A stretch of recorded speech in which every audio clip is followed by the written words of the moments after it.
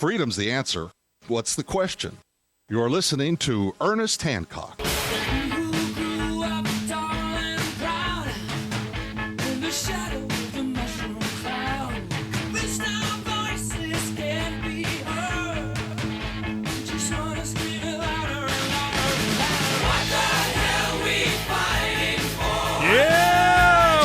Here on Declare Your Independence with me, Ernest Hancock, from beautiful Phoenix, Arizona, from Freedom's Phoenix Farm here on Declare Your Independence.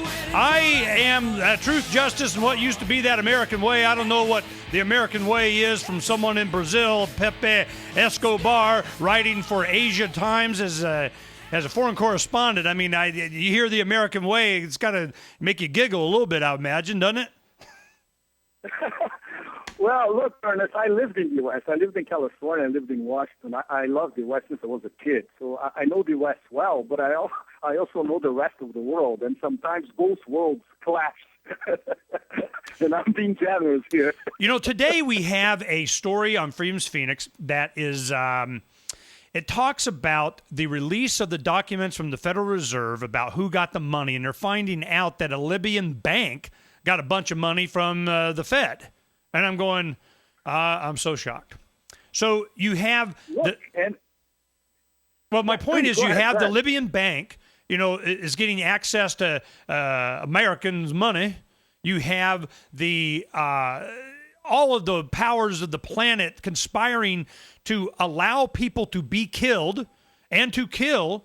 But the thing is that I'm going, what is it that is driving this, even though that China and Russia and some of the others have veto power to stop this, but didn't, even though it's unpopular, but they want to have some competition that's going on in Africa between NATO and Western interests and China certainly, wants to get some goodies on the dark continent. So I'm going, there's something else going on that we don't know. And the control that the House of Assad has over the forces of freaking NATO that was there to defend against the Soviet Union, which is gone. So all of a sudden, NATO starts going into Afghanistan. Now they're going into North Africa. What is this, the military force of the UN? Because the next step is they're going to want a global tax. They're going to be able to have their own world army. And so I can see the end game 10, 15 years down the road or 5 months or whenever winds up coming. As we have the economic meltdown of the dollar and so on, anything's possible. And it seems that they're gearing themselves up to have an international force that is not led by anybody. It's just kind of this committee thing. And the end game is out of my grasp. And I need you to help me understand what the heck is going on, Pepe. Ernest, I think you're absolutely right with one detail. This global force, the global cops, as I call them, already exists, and it's NATO. NATO started as an operation by the U.S. in the European continent against the commies, as we all know. After the fall of the Berlin Wall, NATO was absolutely irrelevant. So the Pentagon plus the NATO allies, they needed to find a new mission. And the mission is to become a global cop. So, first chapter, 1999, the war against Serbia. They created a protectorate in Kosovo, which is run by a drug mafia, essentially. Chapter 2, Afghanistan. NATO is embroiled in an endless war in Afghanistan, which they have.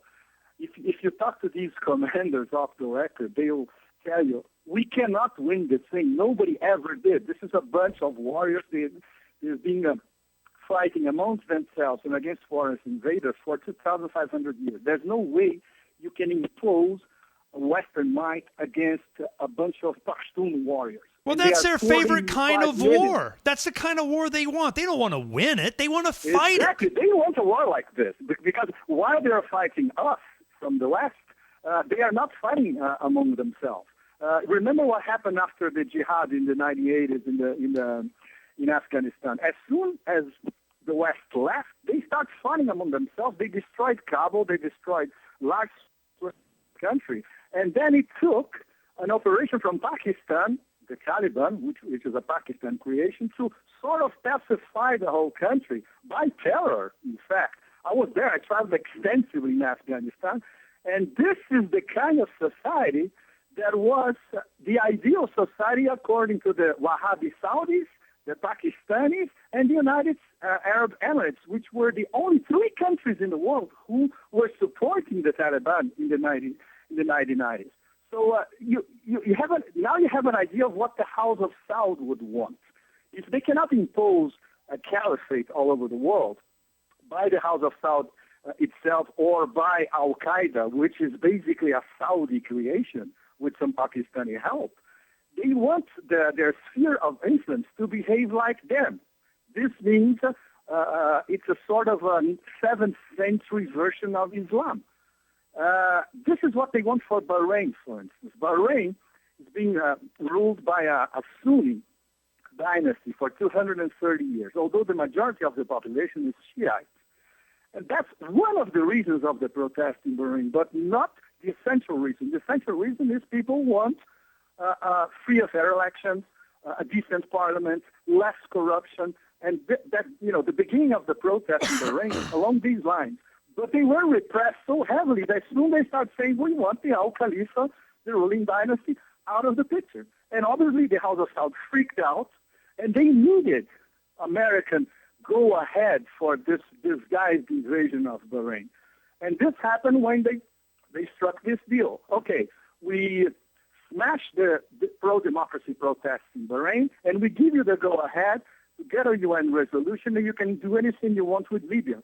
First of all, because this is a detail that most people in America don't know, there is lethal bad blood between King Abdullah of Saudi Arabia and Gaddafi since 2002. I don't know if most people probably don't remember. There was a key meeting in the Arab League in 2002 in Cairo where Gaddafi, in public, told King Abdullah, which considers himself some sort of god on earth, that he was a traitor of the Arab nation and he had sold out the Arab nation to the Americans because he was supporting the invasion of Iraq. So you can imagine what that means to an absolute ruler like King Abdullah of Saudi Arabia. Now he's getting his vengeance, 8 years later. That's another thing.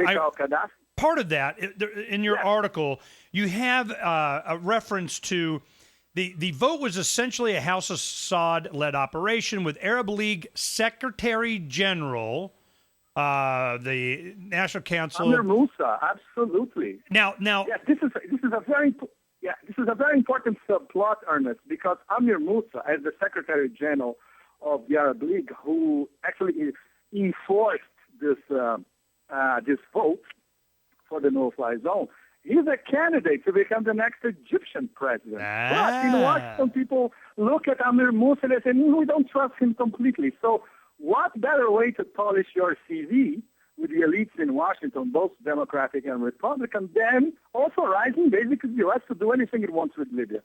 But what do you mean by I see you reference that, keen to polish his CV. What does CV mean?